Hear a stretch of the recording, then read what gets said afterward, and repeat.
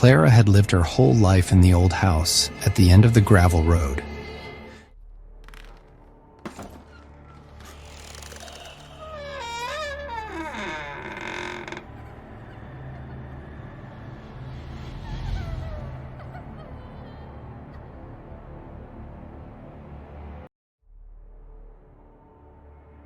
There's a magnetic pull to the places that scare us, a morbid curiosity about the unknown. We seek answers in the shadows, find solace in the chills. I've spent my life chasing what's been left behind, but my journey began in a place I once called home, and the souls left behind there. A place where sunshine and laughter were slowly consumed by shadows and fear. Returning to a haunted location isn't for the faint of heart. It's a descent into the darkest corners of your past, a confrontation with the things that go bump in the night. But for some of us, it's the only way to understand, to find peace. My childhood home wasn't always a house of horrors. I remember sunny afternoons, the sound of my laughter echoing through the halls. The house was alive with the energy of family, the scent of my mom's cooking filling every room. It was a place of comfort, a sanctuary. We built forts in the living room, told stories under the covers. The house held our laughter, our secrets, our love. We never imagined the darkness that would seep in, twisting our haven into something sinister. The first sign was the shadow in the basement. I was 10, playing hide-and-seek with my brother. The basement, with its musty smell and cold concrete floor, was always a last resort. I squeezed behind an old water heater, my heart pounding. Then I saw it, a tall, dark figure moving across the far wall.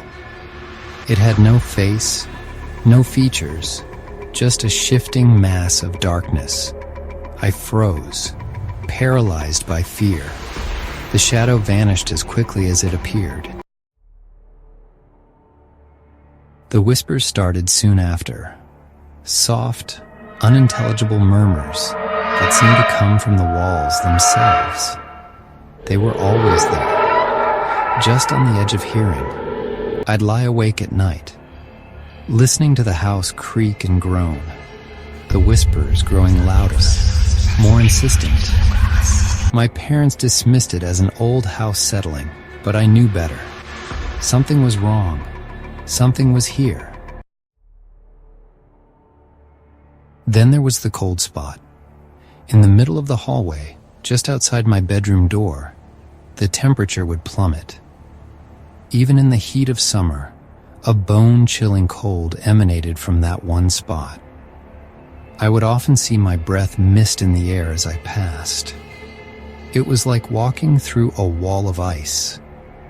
We tried everything to explain it. Drafts, faulty insulation, but nothing made sense. The cold spot remained, a constant reminder that we were not alone.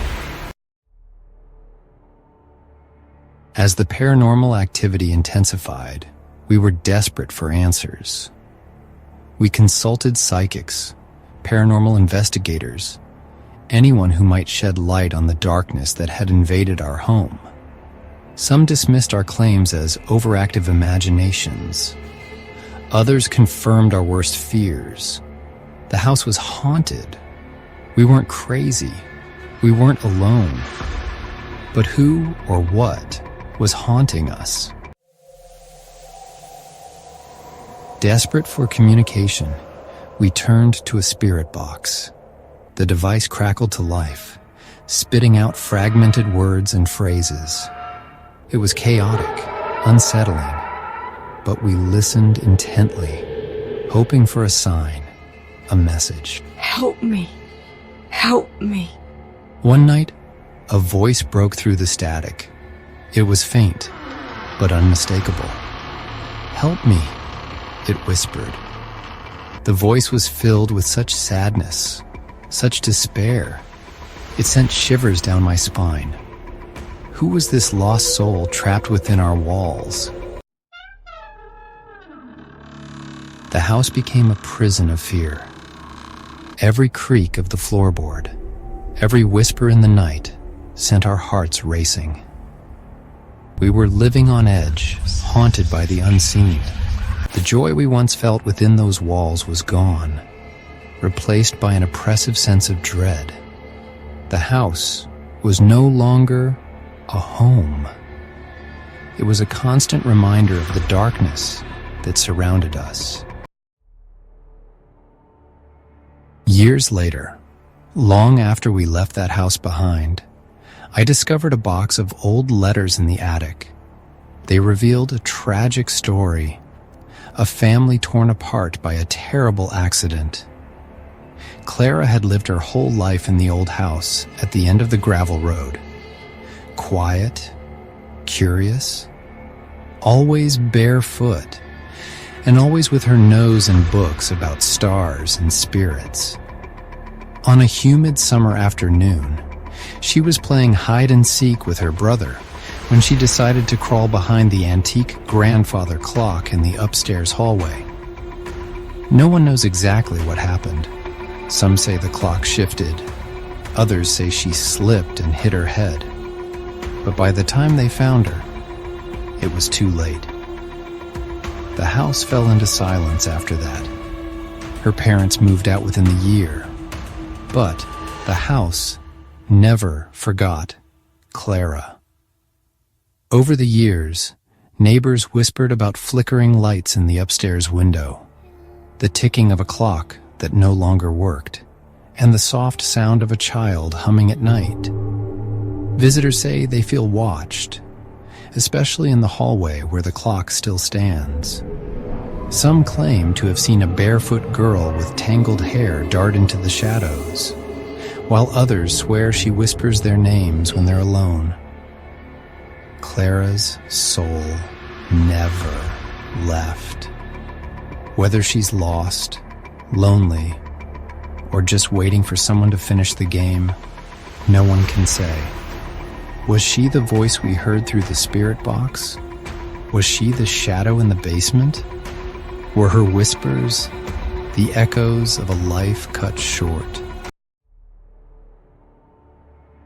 To this day, I'm drawn to the empty places. I'm in search for other empty properties now, not with fear, but with a sense of longing, a need to understand the events that have shaped the structures that remain. The houses stand empty now, just shells of their former selves. But I can still feel the remnants of the energy that cling to them, the whispers that still echo in the silence. I continue to search for answers, for the truth hidden within those haunted walls. Are we searching for ghosts? Or are we searching for ourselves, for the pieces of our past that linger in the shadows? The answer, like the ghosts themselves, remains elusive.